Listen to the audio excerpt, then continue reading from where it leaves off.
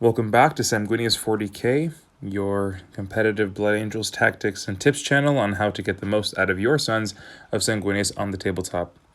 I'm Sam, and in today's video, we're going to be keeping it audio only, just for simplicity of kind of just reflecting on the past CanHammer team tournament 2022 that just occurred. Without further ado, let's dive on to the games in the weekend.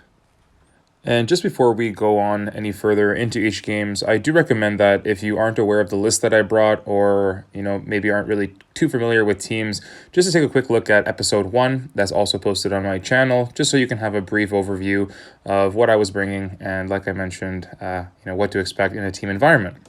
So moving forward, round 1, we were actually grudged by the team, spoiler alert, that went on to win the entire event called Game Nights.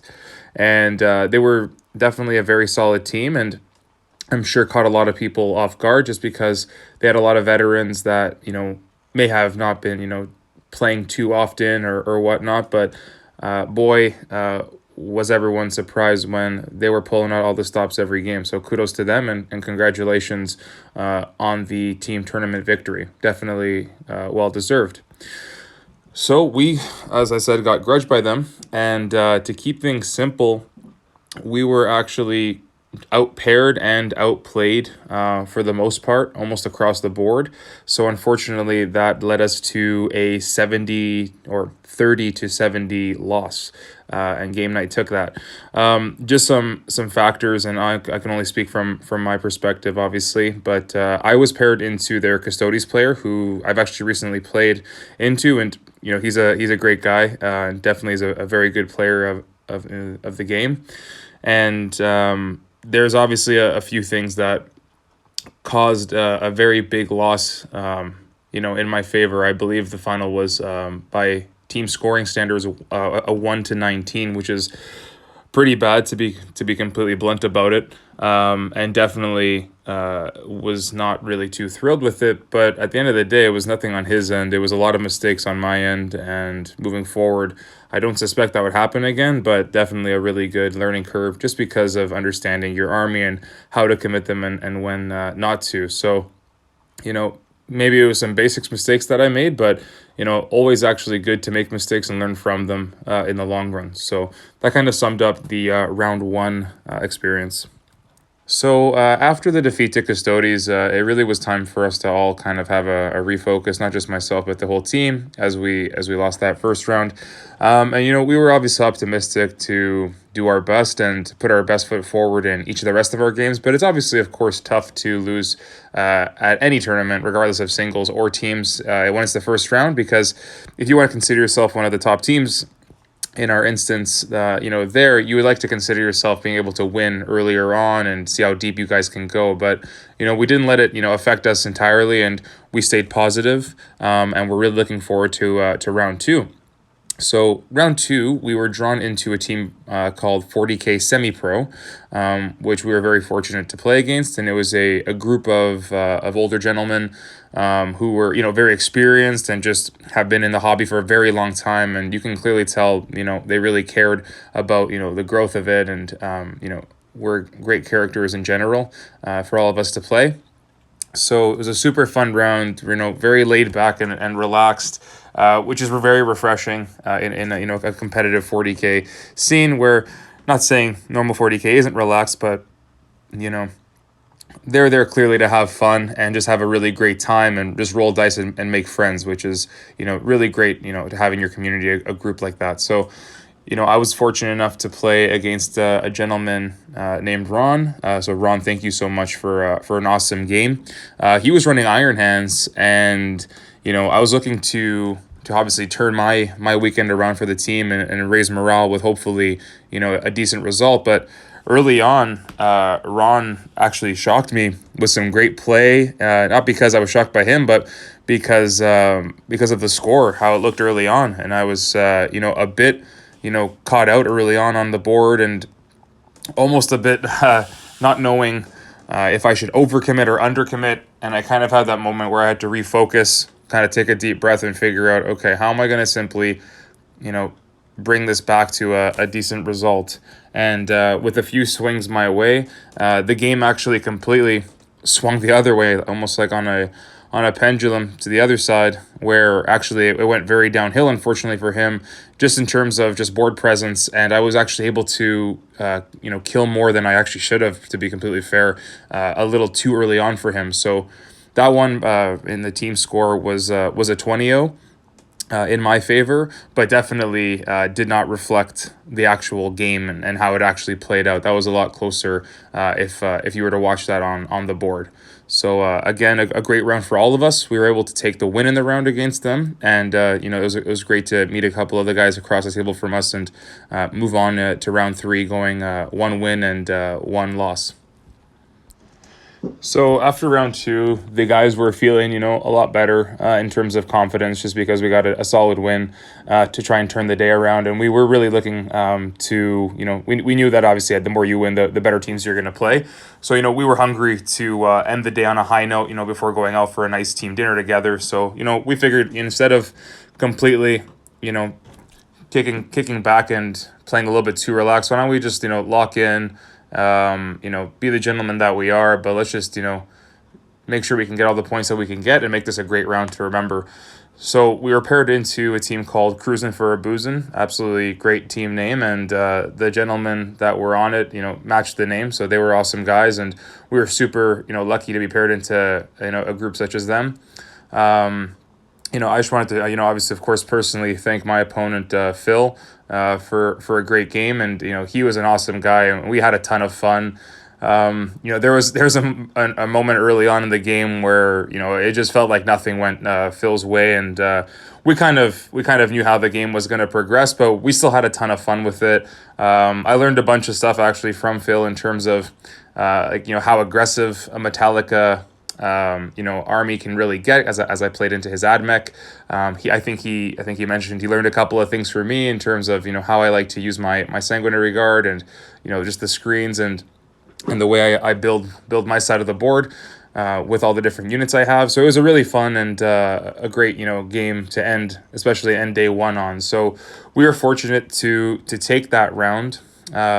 I can't remember what the final score was WTC wise, but in my game, again, it snowballed, against Phil, and it ended up being a 20-0 in my favor. But, in a different world, if his aggression, pays off, I think it's totally a different game. Or if he decides to play, a little bit more conservative and go for the long game, that's definitely nowhere near a 20-0 for either of us. That could be a very close game, similar or more close toward a even like a 10-10. Just depends on how the coin flips and where it lands, so to speak. So a really great way to end day 1. We ended the day on 2-1 going into day 2.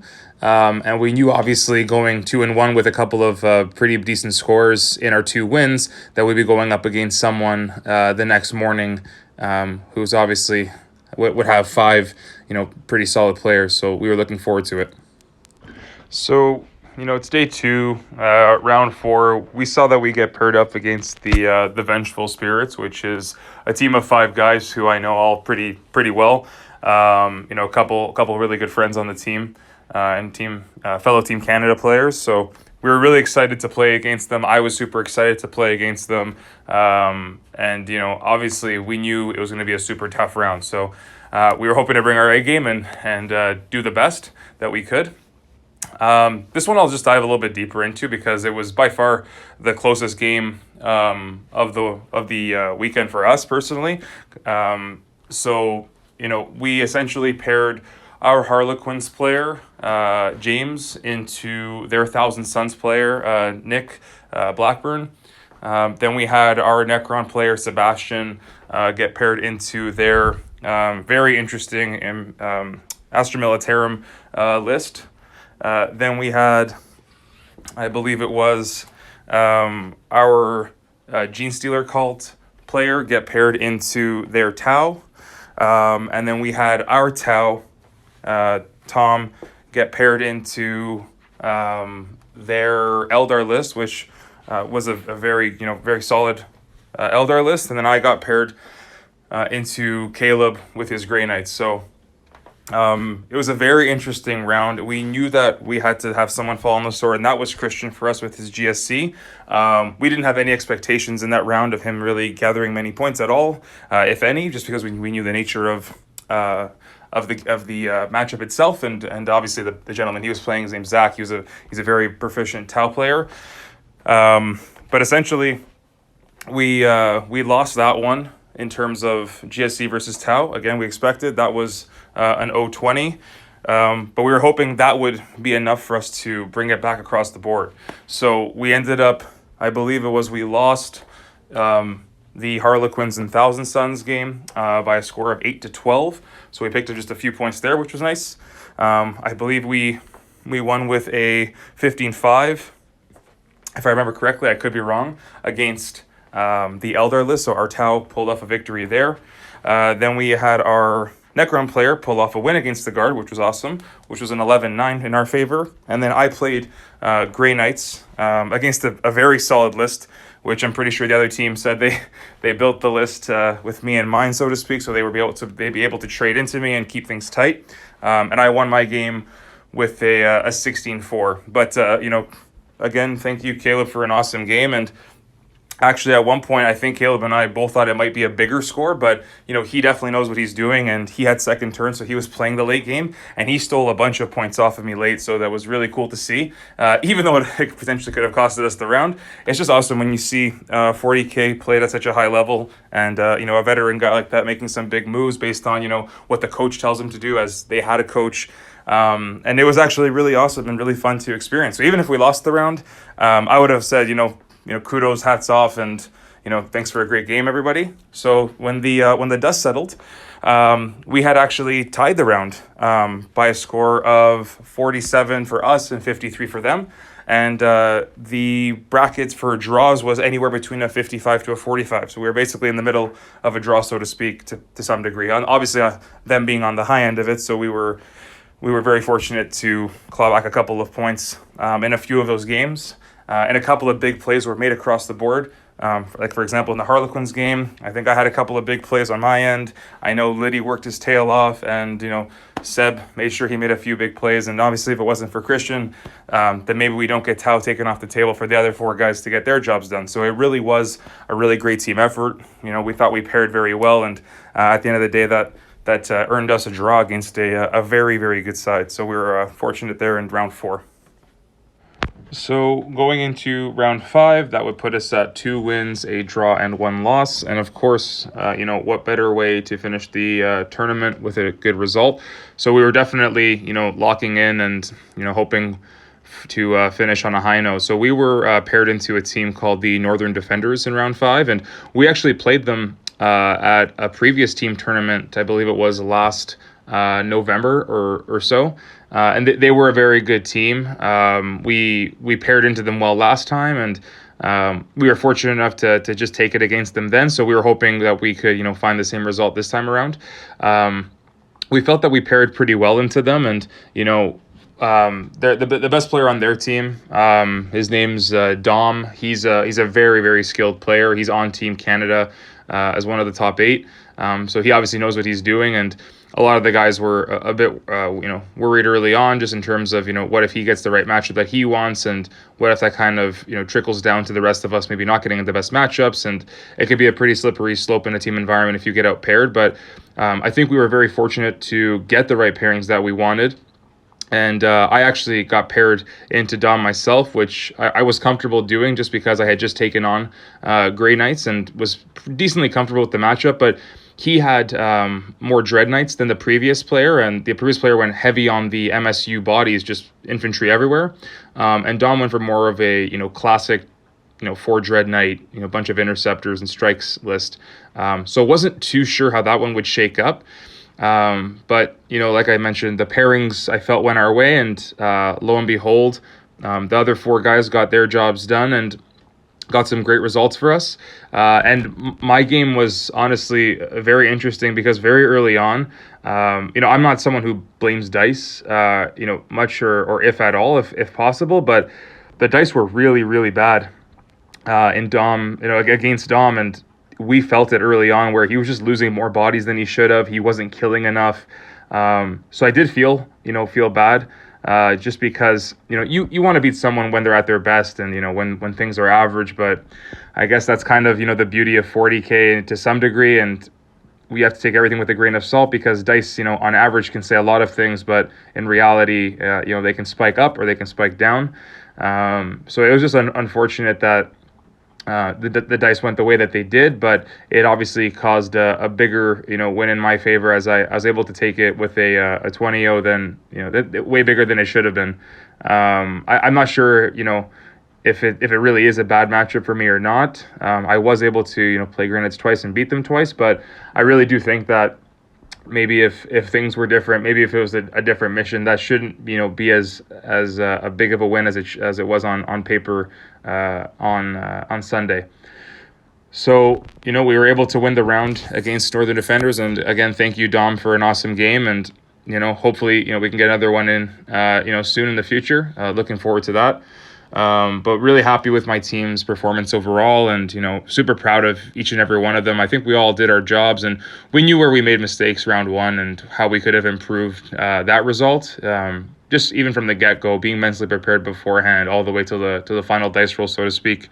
So yeah, we finished the tournament 3 wins, 1 draw, and 1 loss. Our 1 draw being against, like I mentioned, a fantastic team of very elite players, and then our 1 loss being to the team that won the entire event, as previously mentioned. So that landed us in 4th place, which was definitely what we were aiming for. To be in the top 5 is what we kind of said before the weekend, which would be ambitious, we kind of thought. But then being the competitors that we are, we were a little bit disappointed that we couldn't finish in 3rd place. But hey, I guess beggars can't be choosers. So again, very happy with the team's results. Super proud of all the guys, and a captain's only as good as the guys who he has around him. So, I mean, I couldn't have done it without any of them. And, huge shout out to Darren, the main organizer of CanHammer Team Tournament.